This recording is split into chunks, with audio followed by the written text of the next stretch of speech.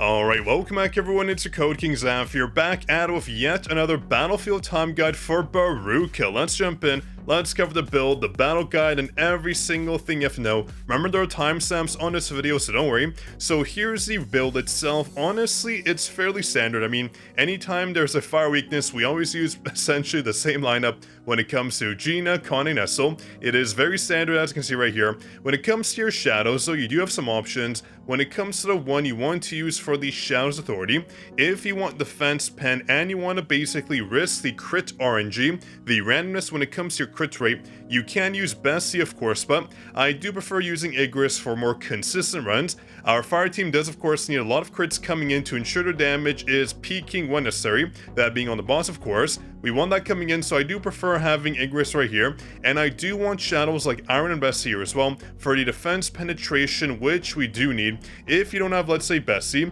you can use Biru, you can use Serbi, they both work out fine, but right now this setup here seems to be the best, so when you use that with these hunters of course. When it comes to artifacts, here they are, but I do want to mention very quickly as we jump in, before I do forget, to jump in and support us for your free codes if you haven't yet. You press that button, scroll down, press that, press yes, and you're done. Then you just wait a few hours after supporting to get a bunch of codes sent directly to you. They're all sent to the My Page section top here. You scroll down all the way. Under Receive Benefits where the codes will go, we have codes like Shadow Energy, Mark to Time, SSR Open Design, so jump in and get your codes of course. And a huge shout out to Westham when you first commented our last video. Here is your shot, bro, and enjoy that juicy Discord roll as well.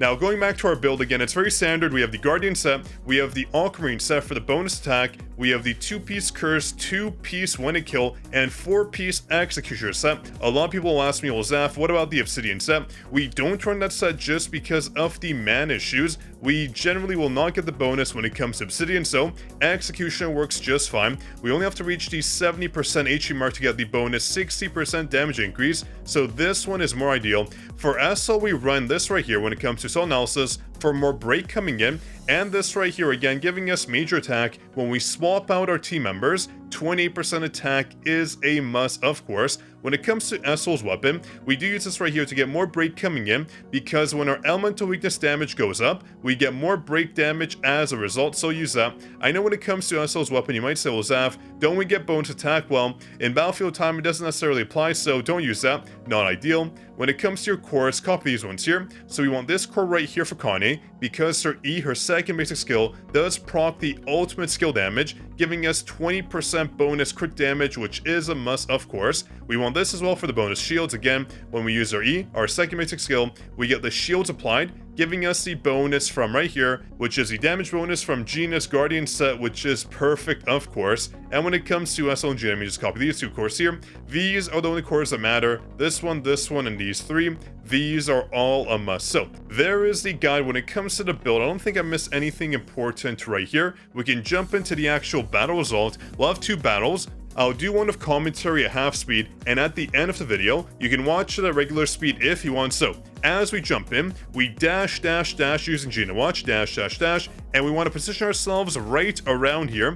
The positioning is pretty forgiving. You just want to make sure you aim outwards, right? You want to aim outwards, you want to use your first basic skill, then your second one, you tap this skill, then you swap into Connie manually. If you hold it down, it might cause some troubles when you swap into Connie, due to her also using her second basic skill, which is not ideal, so watch. We use our Q, we use our E, we tap it, then I swap into Connie, then I use our Q as well to deal with all these mobs right here. Watch very carefully, boom, all the mobs are dead. Then you want to walk forward just around this mark here. You want to use your second basic skill, then you want to use your core attack going backwards. Watch, we dash forward here, we use it, we hit this mob too with our E cast, that being the second basic skill. It hits all the mobs right here, clearing them all. Then with your core attack, you want to go back and aim for this mob here, clearing off them quite fast at around the 7-second mark. Then when the crystal spawns in, you want to walk forward and basically use your basic attacks. Don't use your basic skills, just your basic attacks, and boom, it is very squishy. I do want to mention though, if you're not able to clear all the mobs, don't worry. I mean, it'll only add like 1 to 2 to 3 seconds max on your time. This is just for maximum efficiency, of course. So when the new mobs spawn here, you want to position yourself right around the middle mark.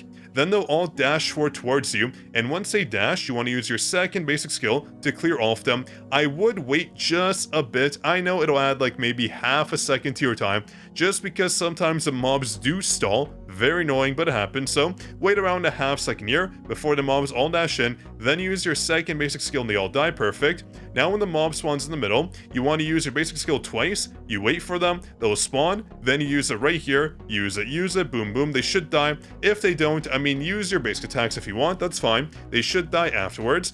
Then you want to swap into Essel. Watch this. We kill the mob here using our basic skill twice, then we swap. Then we use Essel's ultimate. You might see animation right here. Let's see very carefully. And so, you saw that, right?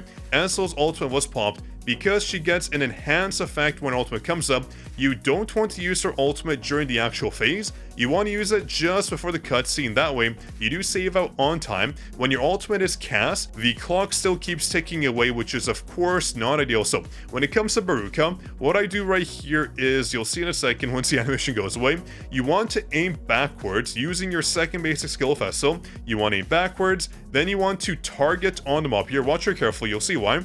We aim that, and then we use it, we jump backwards towards the mob, and once we aim, we also dash towards the mob yet again, because if you were to use it while facing the mob, you would basically dash backwards and forwards. There would still be a little gap between you and Baruka, which is not ideal, so I do this to ensure we basically hit the target every single time, saving us like, what, 0.25 a second, still pretty beneficial.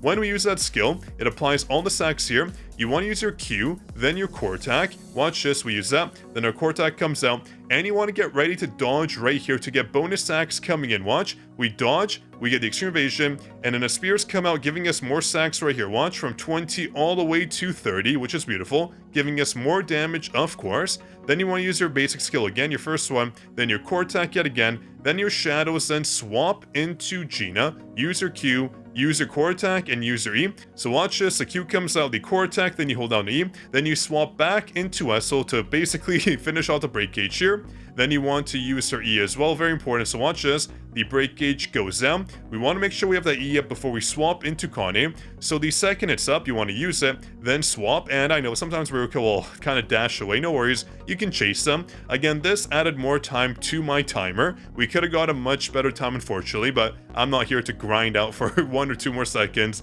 not ideal.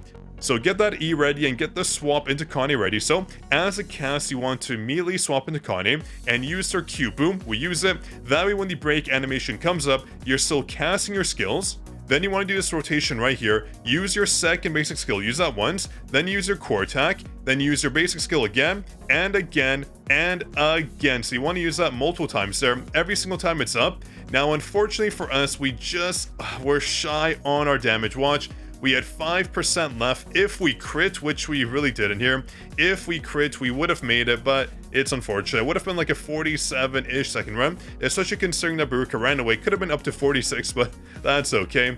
Basically, if the mob is not right here, you can use your basic attacks if you want, get the damage off, and Baruka should die. So yeah, that's essentially the full run. I mean, it's fairly straightforward. If Baruka goes into the invincibility phase, you probably want to reset your run. You want to ensure they don't to get the damage coming in. If you're taking a wall, remember, you do probably have to swap into Gina to get these stacks off yet again, depending on how much HP the mob does have. So yeah, there's a run, and here's that regular speed run as promised. You want to dash, dash, dash using Gina. You want to use your Q, use your E, manually swap into Kane, use your Q. You want to dash forward, use your E, clear mobs here, core attack, base attack here, position, use your E as mentioned, boom, and E again twice. Then swap into Essel, use her ultimate during the animations, boom, very simple, get the bonus enhanced effect coming in. Then when it comes to Baruka, you want to use your second basic skill backwards, aim on him as it activates to dash forward, then use your Q core attack, swap into Gina of course, use her Q, use her E, use your showers as well, and then swap back into Essel,